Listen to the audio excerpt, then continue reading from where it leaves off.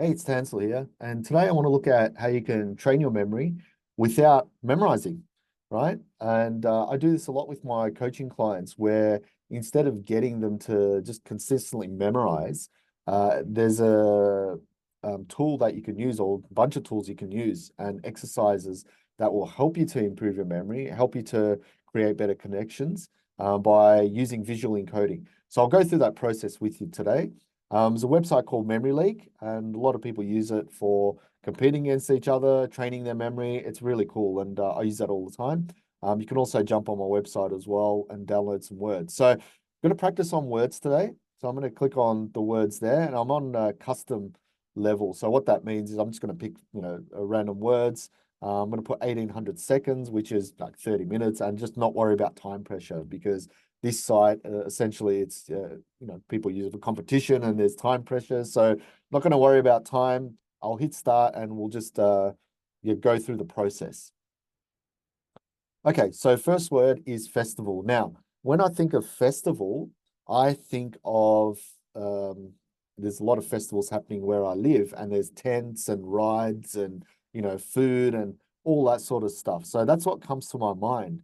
Generally, when people think of a word or they read a word, an image doesn't come straight away into your head, right? So if you're reading a whole bunch of words, what happens is that people tend to go back and reread. And the reason for that is the images aren't necessarily created. The story's not there. So you have to go back and reread. So in order to counter that and to become more visual in terms of your capacity to encode, abstract data, it's I guess imperative to create those images in your head. So you've got a word like festival. What I've done is I've created my own experience of the word festival. You can just look at festival and maybe think of like a party emoji, right? And that's it. It's not going to be enough. It's better than nothing, but the more detail you add into the word, the better. So we'll keep going. Strange. Now, strange is one of those abstract words there you go, well, what sort of image am I going to put in there, right? So again, if I tie it to an experience, then it might make it a bit more memorable. So I might think of, okay, the sky was looking purple, right? And for me, that might be strange, right? So I remember a time when the sky was sort of purple. I must have got out at a weird time and thought, wow, that looks strange. So that was when I remember I used that word, right? And you can also look at, maybe strange foods or strange creatures, right? Whatever comes into your head. So remember, if you personalize it, it becomes a lot easier. Let's go next word, garden. A bit more easier because you know what a garden looks like. So if you just visualize any garden, that's good enough. But if we want to make it even more memorable, again, your garden, it could be a family member's garden, maybe you're gardening in the garden. So now you're using sort of movement, you're using engagement. Because if you visualize something external to you, you're not really using your senses, right? You're just looking at that particular thing visually. But if you're the one engaging, if you're gardening, if you're chopping things, if you're getting into the dirt, now you can feel all of that, right? You can maybe feel the warmth of the sun if you're outside gardening. If you're indoors, what sort of plants do you have? So by using the word garden, you can connect personal visual components in there. So let's go next one. Attend. Again, another abstract word. So how do you counter this and make that more memorable? You have to create context around it. So I'm attending a concert this week, right? Sleep Token and Bring Me the Horizon for those that want to know. And I'm thinking of attend, like I'm visiting this place, I'm attending, right? You can use attending, doesn't matter. What I'm trying to do is create an image for the word attend, right? It's just me, attend, I attend, right? Even though I'm going with other people, just me attend. So that's how I can visualize that singular attend, right? If I was to look at that word in a different form, I might think, okay, that person is attending. But again, it's just me visualizing. If I use myself, it's a lot easier because now it's my own experience. Let's do another one. That's easy. Initiative. challenging one, but I might think of the initiatives that I've created, right? I've created a lot of conferences and events and stuff. So I might think, okay, that's an initiative I've created to help other speakers and professional coaches and so on. So, okay, that's easy. So you can think of, okay, what have you created? What initiative have you taken? You know, maybe you did your bed, you took the initiative. That's great. It doesn't have to be something massive. It could be something small. Again, put the word in context and it'll be more memorable.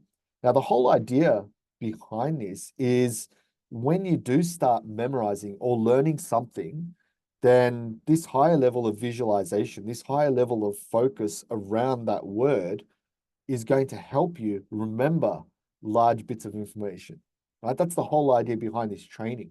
And the reason why it helps is that when you do start memorizing and connecting these images together, then your recall will be a lot better as well because you've got these heavy imagery. If you don't have any imagery and try and remember, then it's got nothing to attach to. So that's the reason why we're creating these amazing imageries and stories. Lead. So you can think of a leader, you can think of literally a dog lead or a leash, right? So many things you can think of for lead, right? Offensive. Someone said something offensive to you, or you're saying something offensive, right? You know, you may not be that type of person, but you can visualize it and you go, hang on, I don't usually say that. And because your brain is questioning the offensive part, makes it more memorable, right? Indeed, it's a matter of fact. It's indeed a fill in the blanks. Do you see where I'm getting at? So all we're trying to do is create context around difficult words and words that are, you know, you can't just visualize on their own, right? Incompatible. Gee, two incompatible people I can visualize, or I was incompatible with, you know, a friend of mine, right? Even though they're a friend, it's like, sorry, we're incompatible. We can barely talk to each other, right? You're just making this up. It's just a story. So the more stories you have around a particular word, then it's easier for you to remember, which is what I said earlier, right? Wife, picture my wife, or picture other people's wives, um, ahead, look at what's ahead. Look, I can keep going, but what I suggest you can do as an exercise is jump onto Memory League or even go onto my website here. All right. You can go into my download section. I've got free downloads and you've got things like, you know, random colors and all that stuff. You've got abstract words, easy words. So if you go into easy words, you've got things like cavity, right? Fill in the cavity of the teeth, infant, baby, blackcurrant, legend, you know, patchwork. Some of them require a bit more visualization, but you know, they're not too bad. Check this out. This is for the abstract words. If you click on that, look at this. Apotheosis. I don't even know what that means. So how do you create an image for that if you don't know it? A common question. So what I generally do is I break it down, right? Apo, um, theosis or theo. I know what theo, apo. I can think of apology. Someone's apologizing to Theo about his cis. Right? So I've broken that down, right? Now I know a Theo. If you don't know a Theo, you can just make up what a Theo looks like. Apology to Theo, right? And I've got that imagery already. So I've made that memorable. And what I can do is, the cool thing about Maxo, I can sort of highlight this and get the meaning. So the highest point in the development of something, right? Culmination or climax. So now I can take that and put that in there. So I apologize to Theo about his cis because the cis was at the highest point in her development. I'm making stuff up, right? But you can see what I've done there. I've created an image first, no idea what it means. I looked at the meaning and then I connected the meaning onto the word.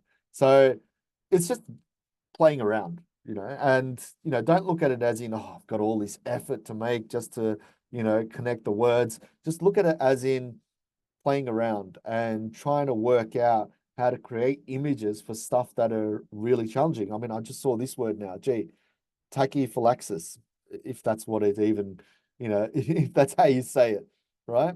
Tachometer in a car having an anaphylactic shock because I'm going so fast. That's my image in the car. right? And if I click on that, what's the meaning? Rapidly diminishing response to successive doses of a drug. My goodness, rendering it less effective. I can't even read, right? So now I can take that meaning and connect it to that story I created. So yeah, that's how you remember definitions as well. There you go. So hope you've understood how to tackle that training exercise. So just go into Memory League or to these words, come up with visual associations, take as much time as you can, because the more you train this, believe it or not, if you do this daily, right, just a few minutes every single day, and then you go and read something or listen to something, now you're going to be thinking visually, right? You're going to be encoding a lot quicker. And the more you do it over a period of time, now your memory capabilities improve because you're going to be able to recall those moments because of the images you've created. And, you know, for people that are trained for memory competitions, this style of training really helps for their recall as well, because it's not just about memorization, it's about how you train your brain. So give this a go. Any questions, feel free to message me, comment down below. If you're after any sort of coaching or training, just contact me on my website. I'll be able to help you out. And thank you very much, and I'll see you in the next video. Cheers.